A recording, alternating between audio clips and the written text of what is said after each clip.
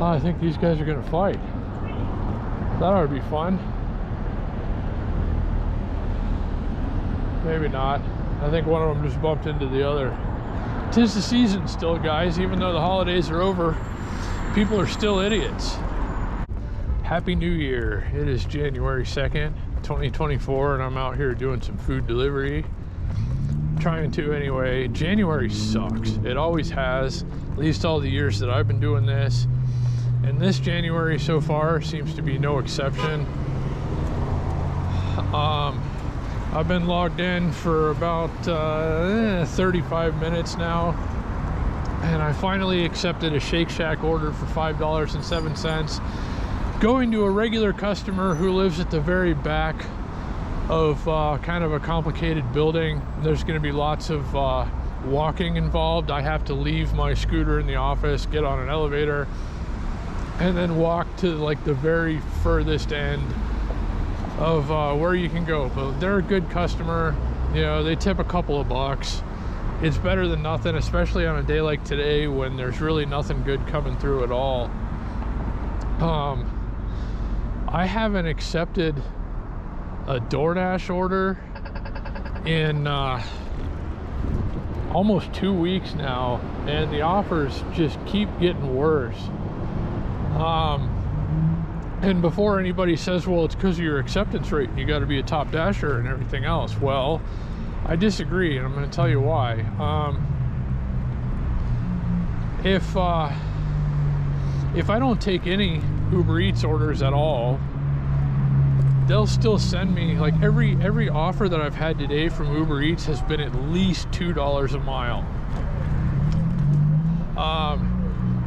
And you don't have to do anything for it. So why am I going to maintain a 70% acceptance rate? Wow, this place is still kind of going off.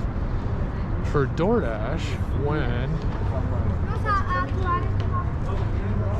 you know, like, best case scenario, it seems like with top dasher status lately, you're getting maybe $3 a mile.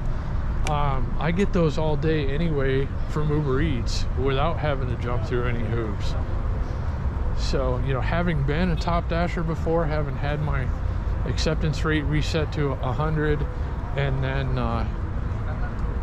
you know, maintaining over 70% for a month, I can say based on my experience, it's absolutely not worth being a top dasher.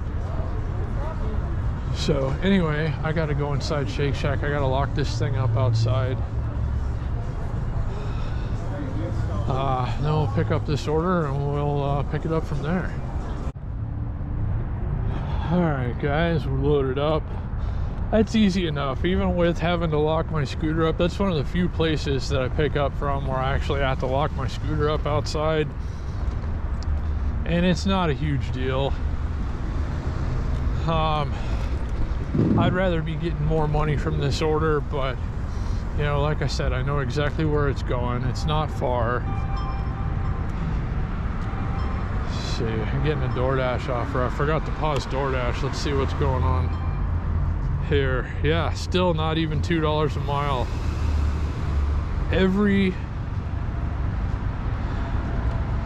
Let me see, pause orders. Okay, every single Uber Eats offer I've had today has been at least $2 a mile. And I've still yet to have a single Uber Eats, or I mean Doordash offer that is that much.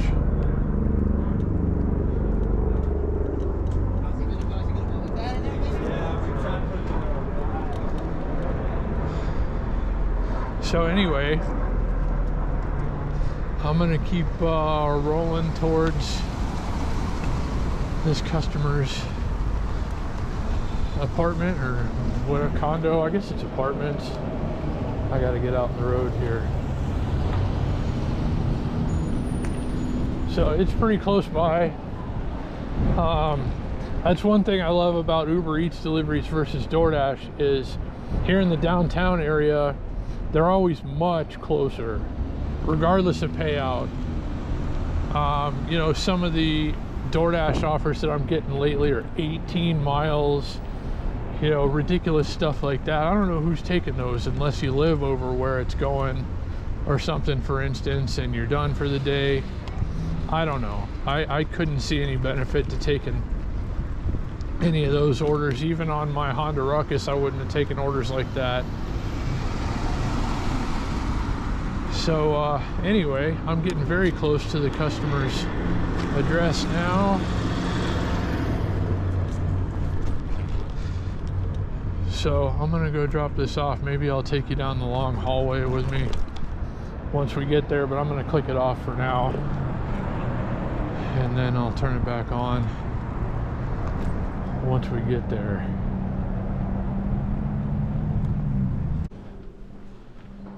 Okay guys, here we go.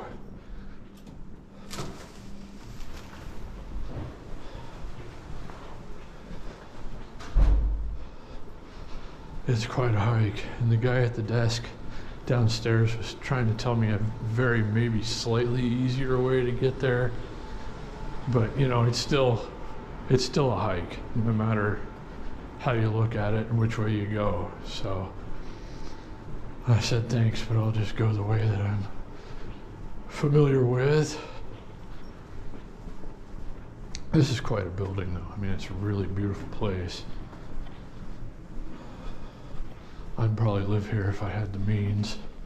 I don't think it's that terribly expensive. I mean, I'm paying way too much for where I'm staying now. I don't think this is that much worse, really. It is a lot nicer though. Whew. I was afraid I wasn't gonna get any exercise today. Silly me. Still going. We gotta go out this door. Look at this beautiful area right here. We got all, is that Symphony Park or whatever down there? Beautiful. You can't go through that door, it's locked.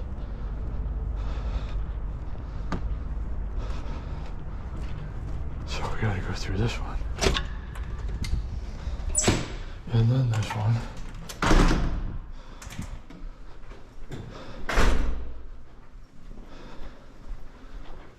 And here we are.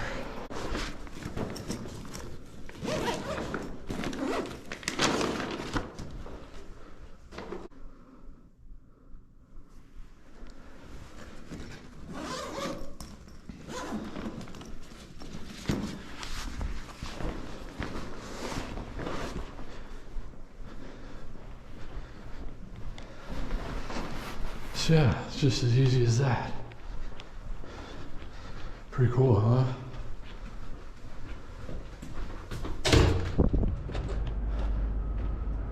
Hey, this is a beautiful place though. I mean, you got your pool area down there. Look at these buildings. This is only like $1.50 tip. While we're here, let's show you a quick peek over the ledge. I ride through here all the time, but yeah, I lift my GoPro up. It's beautiful, man. You got the Smith Center right across the street. Nice place to sit and chill if you want. Yeah, I'd live here. Wish these people tipped a little better though. Anyway, on to the next.